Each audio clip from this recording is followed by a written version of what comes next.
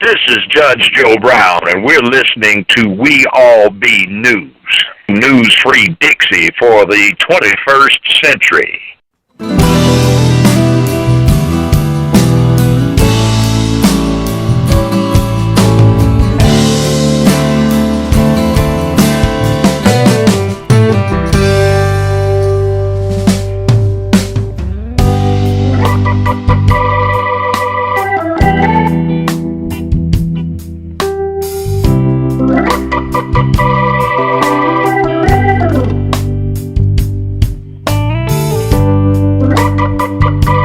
Well, back to this, like, you brought up the prison visit. I know President Obama recently visited a federal prison, and he made some big deal about it. The NHP about changing the mandatory minimums as far as non-violent drug offenses, and I guess reforming prison. Is that possible?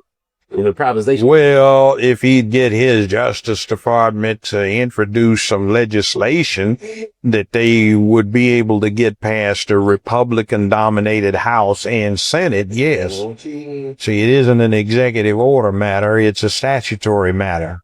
And by the way, I would really appreciate it if the good brother, before he gets out of there, would come up with some proposed legislation to put people back to work.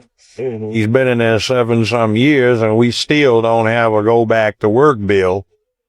Well, so you think that the reason why I know a lot of black people are complaining about him not doing things per se for black people, but is the reason because we're not organized? We don't have really a lobby or a block that's organized around black issues or signing checks that don't bounce? Has anybody black ever gone and checked out who it is in the White House?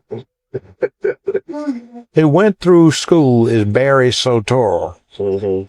His stepfather and adoptive father, Lolo, L-O-L-O, Soetoro, died as one of the 20 richest men on the planet Earth. Obama is beneficiary of a trust fund along with his 2 half siblings.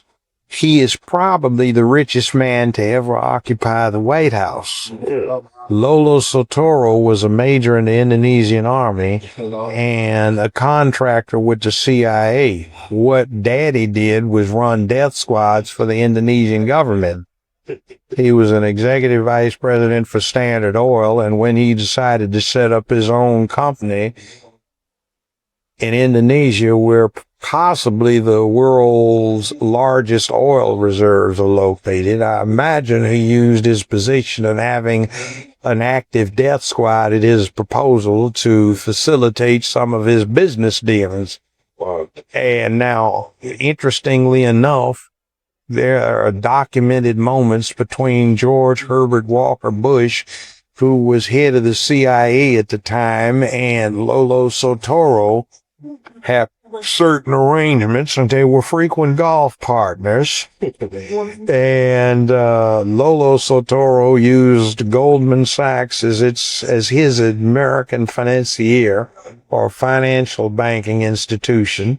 He used the law firm that Obama and Michelle worked for as his legal representatives. And he did many a joint venture with British Petroleum, i.e. BP. And there are questions as to why Obama would not mandate the rest of the oil companies assisting BP, in a British corporation now, not an American one, from cleaning up the Gulf.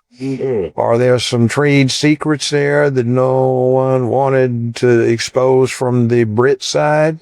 You see, look at Obama's grandmother, who is the Hawaiian type, who was the bank VP. Well, in declassified documents, it just happens to be that she was in charge of dispensing CIA funds in the Southwest Pacific, which included Indonesia. The president's mother worked for what is now acknowledged to be a CIA front organization, and his biological father was attending school here in America under the aegis of another now acknowledged CIA front organization.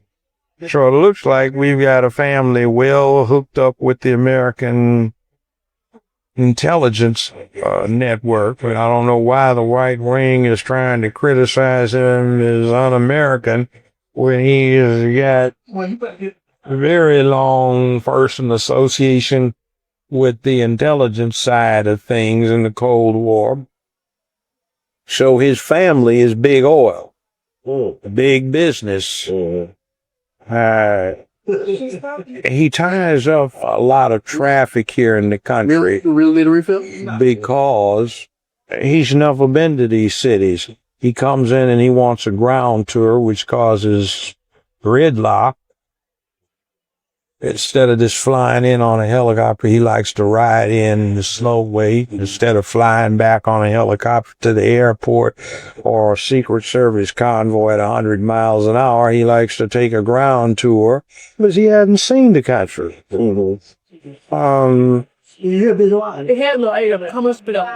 It's, once again, just ask yourself this one. You died tomorrow and you went to heaven, let's assume, but you got there. And all the souls of black folk came up. What's happening? I hear we got a black president. Who's he related to? And you look around, well, all of you from America? Yeah, well, none of you actually.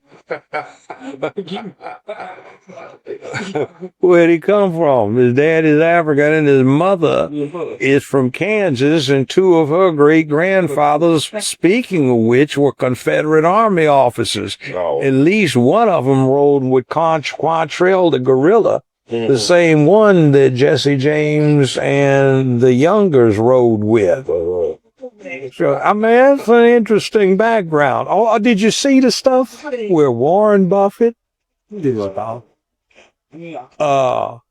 Cheney, and Barack Obama are all cousins?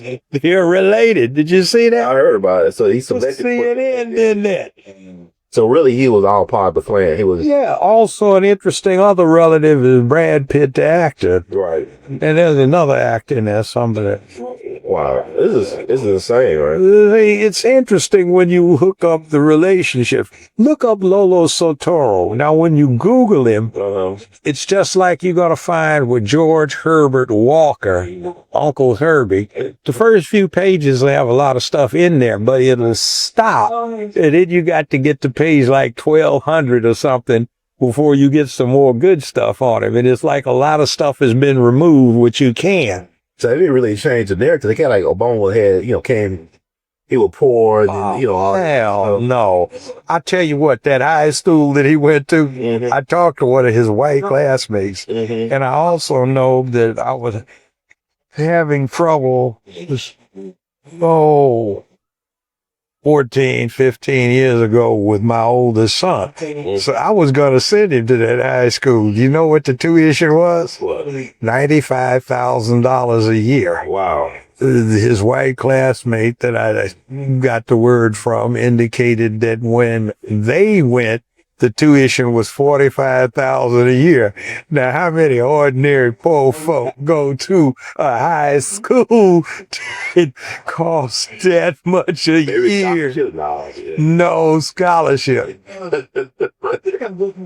Remember, adoptive dad, as in Barry Soetoro's adopted dad, a.k.a. Barack Obama, died as one of the richest men on the planet Earth. They never talk about it. They never emphasize it. But that's something we gotta do research on. Yeah.